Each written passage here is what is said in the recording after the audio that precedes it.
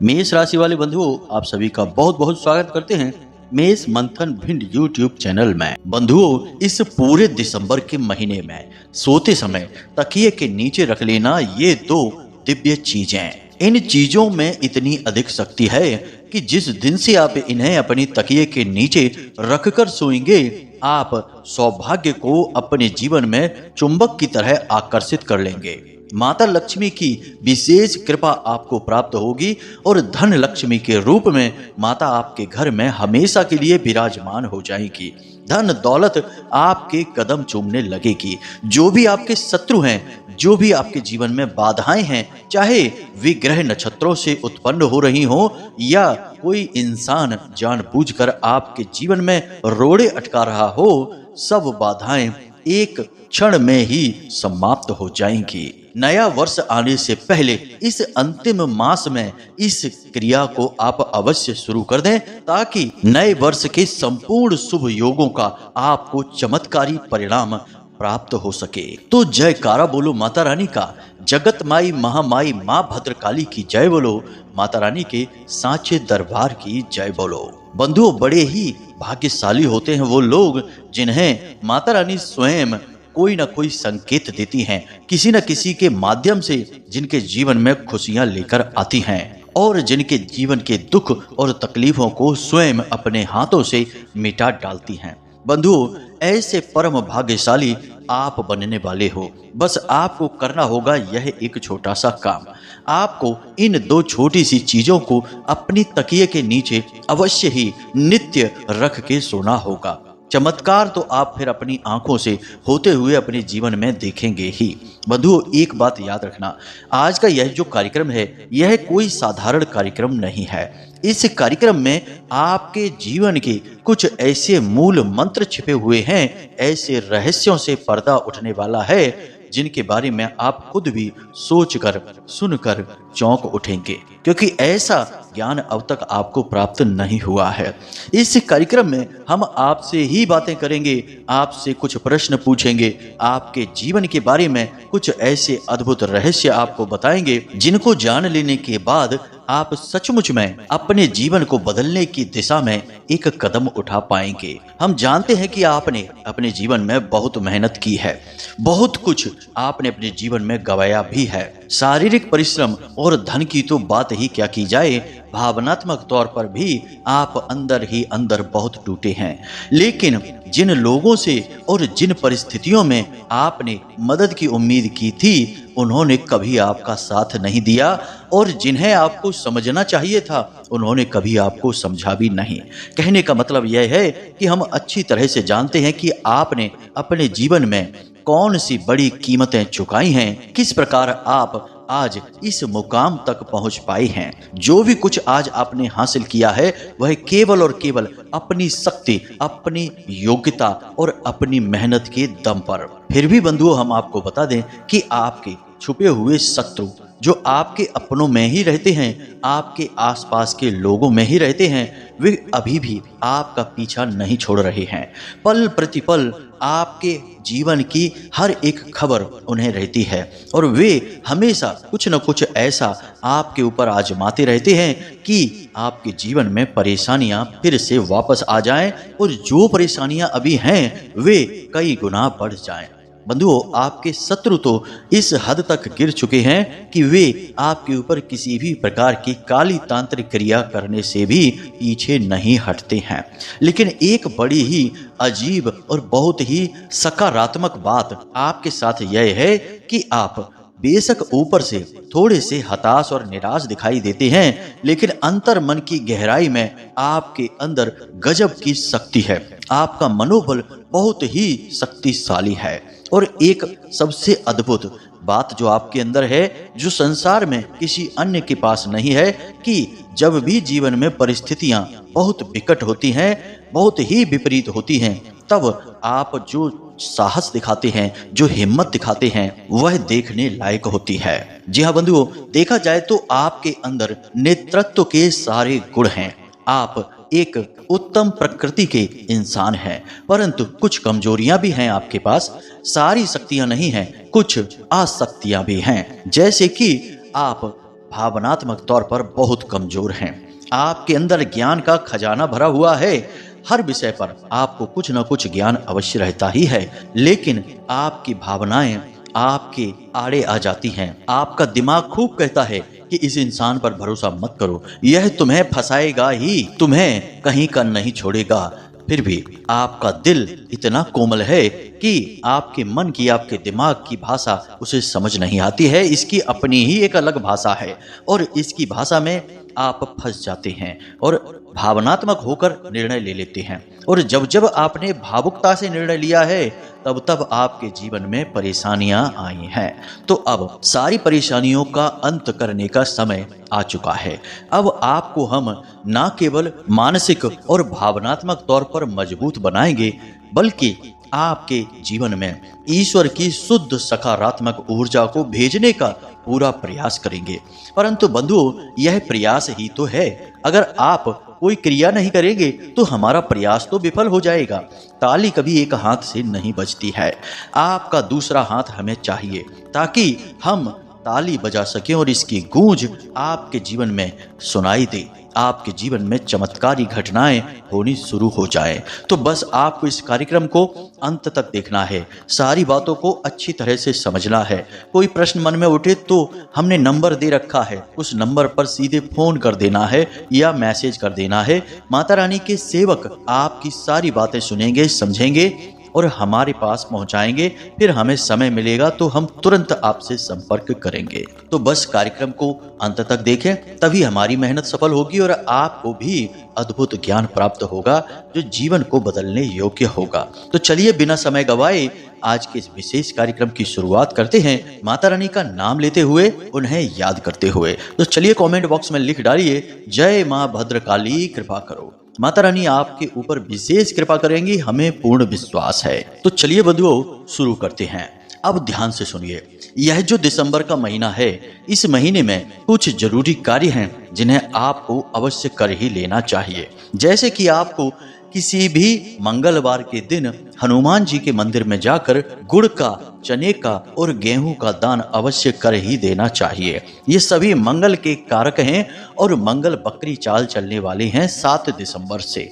उसके बाद आपके जीवन में कुछ परेशानियां उत्पन्न हो सकती हैं, क्योंकि मंगल का नाम तो मंगल है, परंतु है पूर्ण रूप से अमंगलकारी।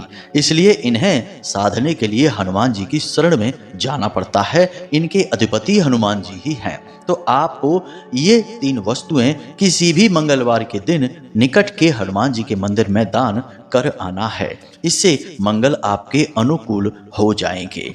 अब ध्यान से सुनिए, आपसे हम कुछ प्रश्न पूछेंगे। उन प्रश्नों के जवाब आपको अपने मन में देना है या यूं कहें कि विचार करना है। फिर आपको हम कुछ बातें बताएंगे जिन्हें जानकर आपको निश्चित तौर पर बहुत आश्चर्य होगा।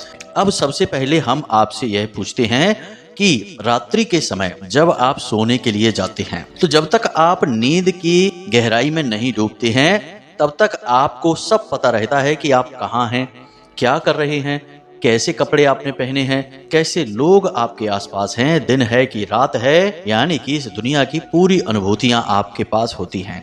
लेकिन आप जैसे ही नींद की गहराई में जाते हैं, आप सब कुछ भूल जाते हैं। फिर आपको कुछ नहीं पता कि आपके आसपास कैसे लोग हैं, कैसी दुनिया है, दिन है, रात है, कुछ भी नहीं पता है। तो असल में आपको जब नींद में जाने की यह अवस्था हावी होती है, उस समय इस संसार से आपका संपर्क भी कमजोर होने लगता है और आप एक अलग संसार में जाने लगते हैं। अब उस संसार में, जिसे हम नींद का संसार कह सकते हैं अभी के लिए, फिर आगे उसका हम आध्यात्मिक नाम भी बताएंगे, उस संसार में जाने का समय क्या होगा यह आप निर्धारित नहीं करते हैं, यह शायद वही संसार निर्धारित करता है।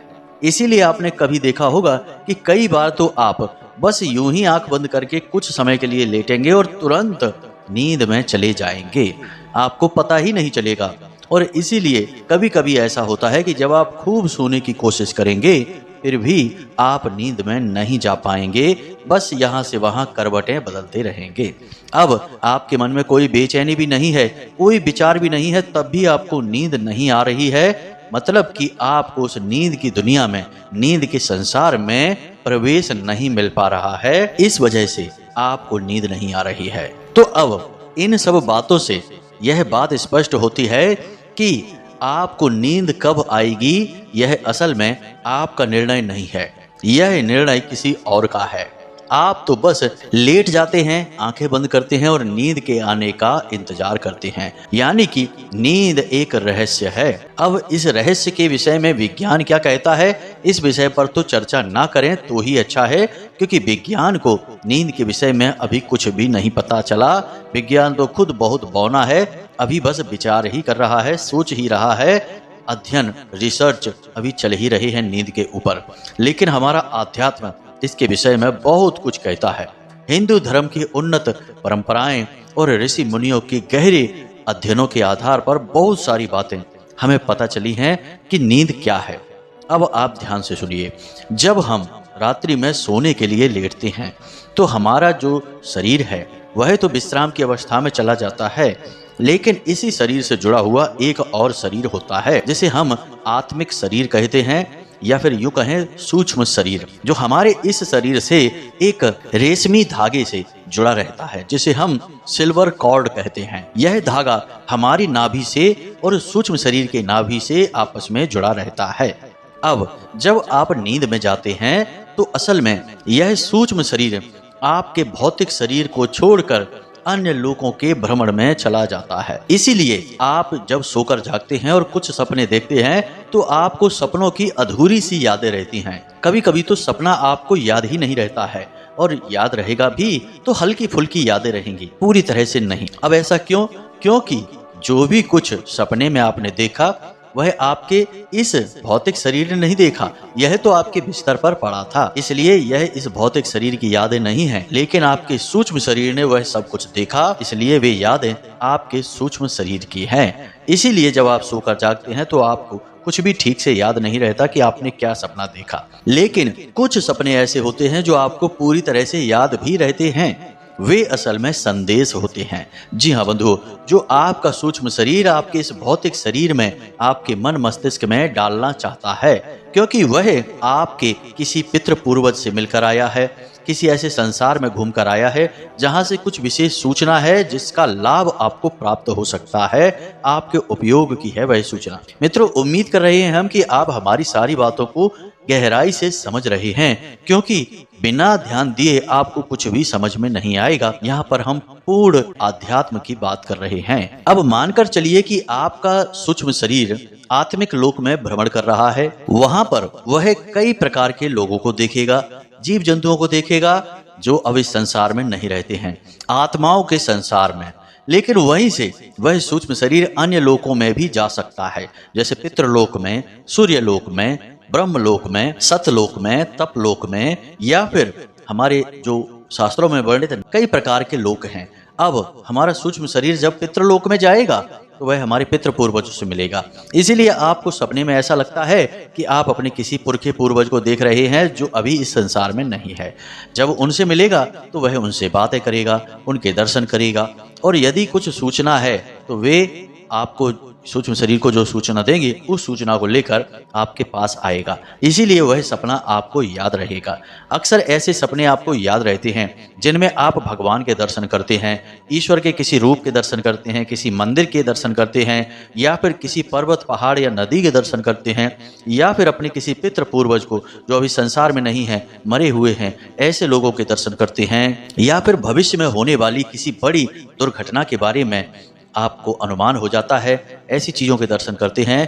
तब आपको ये सपने सोकर जगने के बाद पूरी तरह से याद होते हैं, क्योंकि ये सपने असल में संकेत होते हैं जो आपका सूक्ष्म शरीर आपको देना चाहता है। यानी कि यहाँ तक आपने यह समझा कि आप जब नींद में जाते हैं तो असल में आपका यह भौतिक शरीर तो सो जाता है, लेकिन आपका सूक्ष्म शरीर एक यात्रा पर निकल जाता है, और यह यात्रा अलग अलग लोगों की है। तो अब यहाँ तक आपको यह समझ में आ गया है कि सूक्ष्म शरीर किस प्रकार आपके सोने के समय पर यात्रा पर निकलता है। अब यहाँ पर आपके काम की एक बात और निकल कर आती है कि आपका सूक्ष्म शरीर आपको भविष्य में होने वाली बहुत सारी सूचनाओं की जानकारी दे सकता है, अलग अलग लोकों की यात्राएं कर सकता है, कई प्रकार की दिव्य ऊर्जाओं की, यहाँ तक कि देवी देवताओं की और भगवान के संपर्क में भी आसानी से आ सकता है। तो अब मूल बात यहाँ पर यह निकल कर आती है कि आप देवी देवताओं की विशेष कृपा और आशीर्वाद को इस प्रक्रिया से गुजरकर आसानी से हासिल कर सकते हैं। अब यह क्रिया क्या है, इसे आप ध्यान से समझिए। हम आपको बताने जा रहे हैं एक ऐसी क्रिया, एक ऐसी चीज के बारे में जिससे जब आप अपनी तकिए के नीचे रखकर सोएंगे और किसी विशेष ऊर्जा को साधने की कोशिश करेंगे तो वह ऊर्जा आपके सूक्ष्म शरीर के संपर्क में आएगी। यानी जब आप सोएंगे तो आपका सूक्ष्म शरीर जब यात्रा पर निकलेगा तो उस विशेष ऊर्जा तक वह पहुंचेगा, और जब उस विशेष ऊर्जा के संपर्क में वह आएगा तो वह आपके निवेदन को उस ऊर्जा तक पहुंचा देगा, यानी भगवान तक पहुंचा देगा। और फिर भगवान सीधे आपके संपर्क में आकर आपकी मदद करेंगे, आपके आसपास की नकारात्मकताओं को दूर करके आपके जीवन को सुंदर बना देंगे। यही है दिव्य लोकों में भ्रमण करने का रहस्य, देवताओं की शुद्ध सकारात्मक ऊर्जा को अपने जीवन में लाने का रहस्य। इसीलिए आपने देखा होगा कि ऋषि मुनि बड़े बड़े ध्यानी आंख बंद करके बस बैठे रहते हैं, समाधि की मुद्रा में चले जाते हैं। समाधि को भी नींद या मृत्यु की अवस्था ही कहा गया है। आपने देवी देवताओं तक को देखा होगा कि वे भी ध्यान की अवस्था में बैठे रहते हैं, फिर चाहे भोलेनाथ ही क्यों ना हो, चाहे भगवान श्री हरि विष्णु ही क्यों ना हो। जैसे कि इस समय भगवान श्री हरि विष्णु योग निद्रा में ही लीन हैं, और ब्रह्मा जी तो हैं ही तपस्वी, वे तो ध्यान में बैठे ही रहते हैं। तो यह जो ध्यान की अवस्था है यह भी एक गहरी नींद ही है, जिसमें कि वे अपने इस भौतिक शरीर को छोड़कर अन्य लोकों के भ्रमण करते हैं, अन्य देवी देवताओं और पराशक्तियों के ध्यान में डूबे रहते हैं। तो अब आप ध्यान से सुनिए, अब हम आपको इस गहरे प्रयोग के बारे में बताने जा रहे हैं। इस गहरे प्रयोग को करने से पहले कुछ जरूरी बातें हैं, इन्हें आपको ध्यान से समझना होगा। सबसे पहली चीज कि आपको अपनी रात्रि को जब आप सोने जाते हैं उसे पूरी तरह से व्यवस्थित करना होगा। जी हाँ बंधुओं, सबसे पहला काम यह है कि आपको सूर्यास्त से पहले ही भोजन कर लेना होगा और रात्रि में आपको 10 बजे के आसपास ही सोने जाना होगा। अब यदि आप लेट सोते हैं, 11 बजे या 12 बजे सोते हैं, तब भी कोई समस्या नहीं है, बशर्ते कि आपको सोने जाने से कम आधे घंटे पहले ना तो मोबाइल फ़ोन चलाना है और ना ही किसी से कोई चर्चा करनी है, कोई बात करनी है। बिल्कुल अपने दिमाग को खाली रखना है, कोई भी ख्याल अपने दिमाग में लेकर नहीं आना है, बस मौन रहना है, शांत रहना है और अपनी उस मनोकामना के बारे में सोचना है जिसे आप पूरी करवाना चाहते हैं। धन की कमी है तो पैसे के बारे में सोचेंगे, काम धंधे व्यापार के बारे में, नौकरी के बारे में सोचेंगे, या और भी कोई कष्ट है तो उस समस्या या परेशानी को दूर करने के बारे में सोचेंगे। साथ ही साथ आप अपने आराध्य के भी बारे में विचार करेंगे, मन में उनसे निवेदन और विनती करते रहेंगे। कहने का मतलब यह है कि जो सोने की गहरी आध्यात्मिक प्रक्रिया है उसमें उतरने से पहले आप अपने आप को, अपने मन को तैयार करेंगे। इससे आपके सूक्ष्म शरीर को बल प्राप्त होता है और एक सही दिशा निर्देश भी प्राप्त होता है, अन्यथा वह कहाँ भटकेगा, यूं ही भटकता रहेगा, आपके बताए हुए मंजिल तक नहीं पहुंचेगा, देवी देवताओं तक नहीं पहुंचेगा। अब आपकी आस्था और विश्वास जिस भी देवी देवता में है उसी से आपका सूक्ष्म शरीर संपर्क करेगा, तो आपको उनके बारे में मन में विचार करते रहना है। आप यदि कोई मनोकामना पूरी नहीं करवाना चाहते हैं तब भी अपने देवी देवता के बारे में बस विचार करते रहें, उनकी भक्ति के बारे में विचार करें, उनका नाम जप मंत्र जप करते रहें मन ही मन। अब मानकर चलिए कि आप भोले बाबा में आस्था रखते हैं तो आप मन ही मन भोले बाबा के सुंदर स्वरूप का ध्यान करते रहें, उनके पूरे परिवार का ध्यान करते रहें, मन ही मन पंचाक्षरी मंत्र का जाप करते रहें। इसी प्रकार यदि हनुमान जी के प्रति आपकी आस्था है तो आप मन ही मन हनुमान जी की लीलाओं के बारे में विचार करते रहें, उनके सुंदर दृश्य का, उनके स्वरूप का मन में आभास करते रहें, दर्शन करते रहें। साथ ही साथ हनुमान चालीसा का या फिर हनुमान जी का मंत्र जो है उसके बारे में मन में उच्चारण करते रहें। इस प्रकार आप अपनी आत्मिक ऊर्जा को भगवान से जोड़ने की कोशिश कर रहे हैं। यह असल में तैयारी है और यह तैयारी सोने जाने से आधे घंटे पहले प्रारंभ हो जाएगी। अब आप काम चाहे कोई भी करते रहें, खाना देने का काम कर रहे हैं, खाएंगे तो आप नहीं, उस समय बात नहीं करना है, बस मन ही मन यह आपको दोहराते रहना है। कोई मनोकामना यदि है आपकी तो आप उसके बारे में भी विचार करते रहें कि हे भगवान, हमारे पास पैसे की बहुत तंगी है, कुछ भी करके आप हमारी तंगी को दूर करिए। या फिर कर्जा है तो हे प्रभु हमारे ऊपर बहुत कर्जा है, कुछ भी करके हमें इस कर्जे से मुक्ति दिलाइए। इस प्रकार आप विचार करते रहेंगे। बंधुओं, याद रखना कि यह कोई साधारण प्रक्रिया नहीं है जिसके बारे में हम विचार कर रहे हैं, आपको बता रहे हैं। ऐसी गहरी आध्यात्मिक प्रक्रियाओं के बारे में केवल साधक ही आपको बता सकते हैं, अनुभवी इंसान ही बता सकता है। गैर अनुभवी इंसान तो इनके बारे में सोच भी नहीं सकता है। तो इन बातों को आप हल्के में बिल्कुल मत लेना। कुछ ही दिनों के प्रयोग के बाद आपका जीवन 100% बदल जाएगा।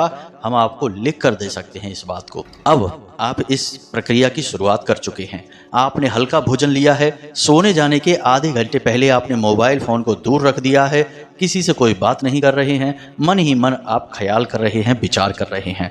अब आपको करना क्या है, कौन सी चीज है जो अपने तकिए के नीचे रखनी है, जरा इन बातों को ध्यान से समझिए। तो आपको यह क्रिया कैसे करनी है समझिए। आप सोने जाने से पहले स्नान करेंगे, उसके बाद आप अपने पूजा घर में जाएंगे। पूजा घर में आपको एक भोजपत्र, अनार की कलम और अष्टगंध की स्याही लेनी है और भोजपत्र पर आपको 3 बार इस मंत्र को लिखना है, ओम त्रीम नमः, ओम त्रीम नमः।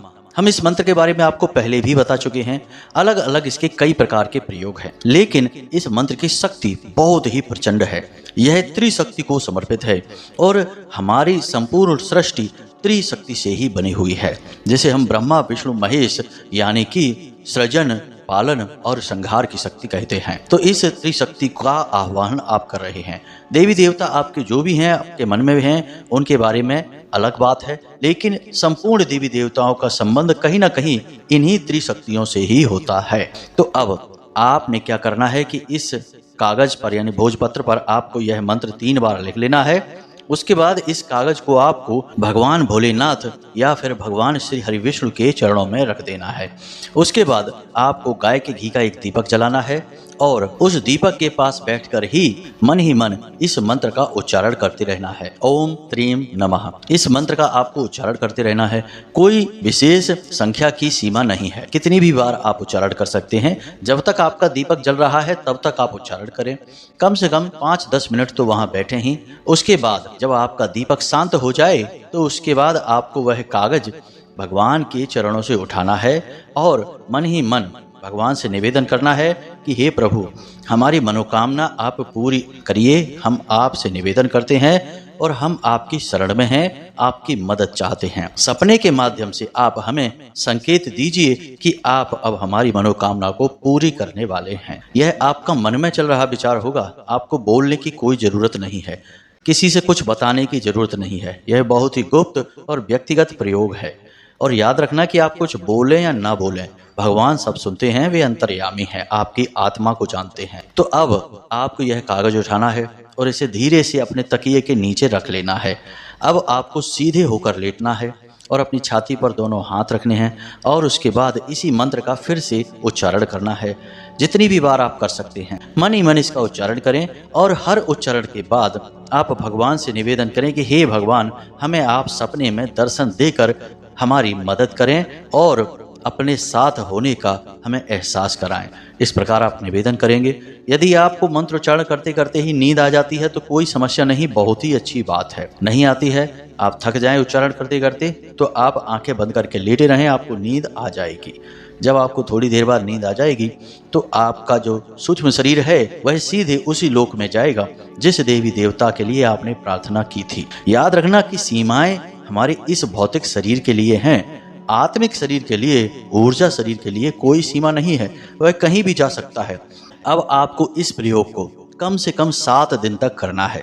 7 दिन के अंदर अंदर आपके जो देवी देवता आराध्य हैं, जिनमें आपकी आस्था है, वे आपको 100% दर्शन देंगे, हर हालत में देंगे, सपने के माध्यम से। कुछ लोगों के बारे में तो यह भी देखा गया है कि देवी देवता सपने में उनसे बात करते हैं। भेष बदल कर आएंगे लेकिन तब भी वे उसे पहचान जाएंगे और बात करेंगे। कभी कभी ऐसा होता है कि देवी देवताओं के आंशिक दर्शन होते हैं। बंधु, ये बहुत गहरी बातें हैं, समझने में समय लगता है। जो समझ जाता है उसका जीवन बदल जाता है। तो उम्मीद करते हैं कि आपको सारी बातें समझ में आ गई होंगी। हाँ, अब यहाँ पर यह भी है कि वह भोजपत्र का क्या करना है। सुबह जागते ही स्नान आदि करने के बाद उस भोजपत्र को पुनः पूजा की अलमारी में आप वहीं देवताओं के चरणों में समर्पित कर दें, चाहे भोले बाबा के, चाहे नारायण श्री हरि विष्णु के चरणों में, और रात्रि के समय इस क्रिया को फिर से दोहराएं। यदि आप उस दीपक को नियमित जलाएं, नियमित मंत्रोच्चारण करें और इस चीज को तकिए के नीचे रख के सोएं तो 100% देवी देवताओं से आपका साक्षात्कार होगा। हम आपको पूरा भरोसा दिलाते हैं। तो अब आप इस प्रयोग को करिए, इसके नतीजे, इसके परिणाम हमें बताइए। हम भी उत्सुक रहेंगे कि आपके साथ क्या हो रहा है। इसी के साथ साथ आज के इस वीडियो को विराम देते हैं। हमेशा हंसते रहिए, मुस्कुराते रहिए, सकारात्मक रहिए और दिन में एक बार मंदिर अवश्य जाइए, क्योंकि आपका उद्धार वहीं से होना है। मिलते हैं अगले ज्ञानवर्धक वीडियो में, तब तक के लिए धन्यवाद। प्रेम से बोलिए जय माई की, जय मां भद्रकाली। माता रानी आपका कल्याण करेंगी। धन्यवाद।